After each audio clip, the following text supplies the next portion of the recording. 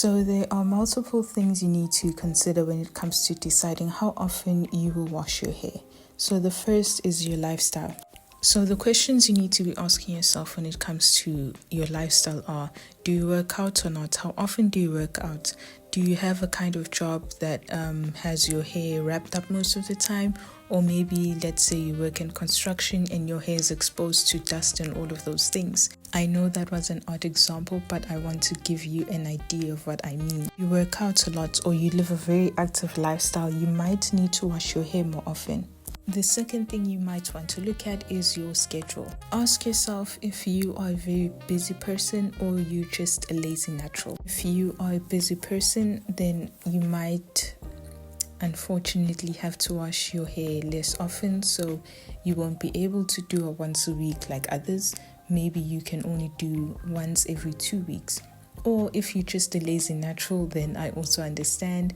That will also apply to you. The third thing you need to consider when it comes to deciding on when you will have your wash day is the products.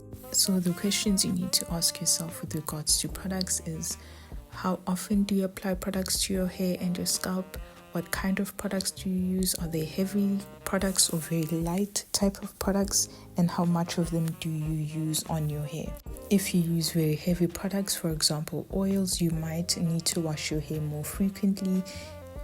Butters as well. If you use lightweight products, I think a mousse is lightweight. I've never used it, I don't know. But if you use light products, then you might not have to deal with buildup. So once you've considered all these things, whether it will be 2 times a week, once a week, or once every 2 weeks, the most important thing is that when you do pick a wash day, you have to make sure that you show extra love and care towards your hair. The next thing you need to think about when you are building a routine is whether or not you will do protective styles. So I want to make it clear that it is very much possible to grow your natural hair without protective styling. It's just that your hair will require a lot more attention. So you might need to wash your hair more frequently, you might need to moisturize your hair more frequently.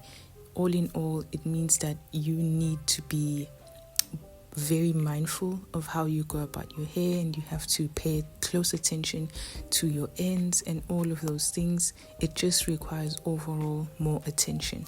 If you end up deciding on protective styles, we need to understand a couple of things first. So what is protective styling?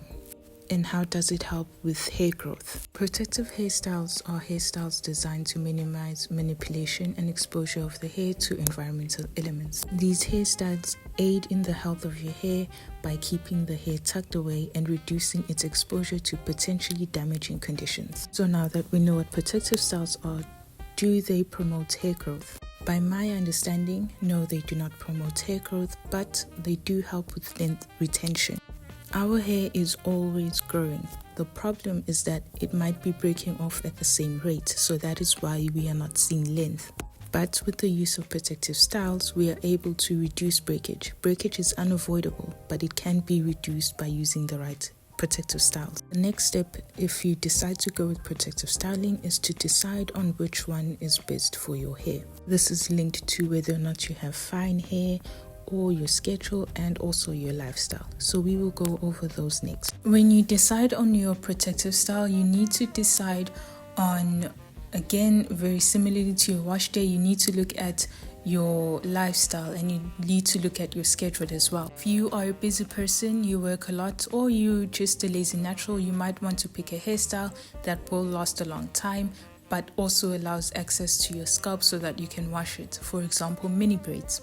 Mini braids might take a while to install, but they do last a long time. You can wash your hair strands and you can also get to your scalp. Or if you don't feel like doing mini braids, you can do box braids, knotless braids, anything of that sort, because braids tend to last a very long time compared to any other hairstyle. Cornrows are also a very good hairstyle as well, and the best part about cornrows is, and mini braids as well, is that if you don't feel like wearing them out, you can throw on a wig and continue with your life. I have heard some people though say that they have fine hair strands, so with them mini braids might not be the best option. A lot of them have found that doing mini twists is a lot better for their hair. So the benefits of mini twists are they're very quick to install, and they're also more versatile compared to mini braids, so you can style mini twists in any way that you want. The only issue I would say with mini twists is that you might have to redo them more often than you would mini braids. So again, if you are a busy person, you might opt for mini braids instead of mini twists. Protective styles also don't have to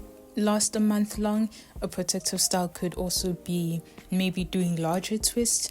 So if you do larger twists, you will redo them at the end of every week. The point of the protective style is to reduce the amount of manipulation, which will reduce the amount of breakage that you experience, and also it will reduce the amount of knots and tangles that you have to deal with. Now, I want to talk about how some people say that they don't experience any length retention with protective styling. From what I've seen, this is my opinion. The reason for this is how they install the protective styles and also how they take down those styles.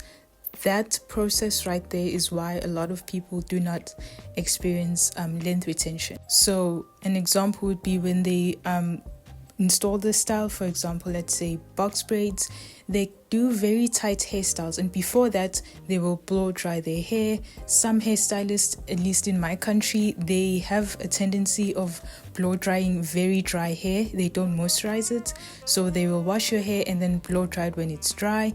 That could lead to a lot of breakage and very brittle strands. And then they install the braids, and when they do install the braids, it's very tight and causes a lot of tension on your scalp and also pulls on your strands, which can in turn cause very thin strands, and also in severe cases can lead to traction alopecia.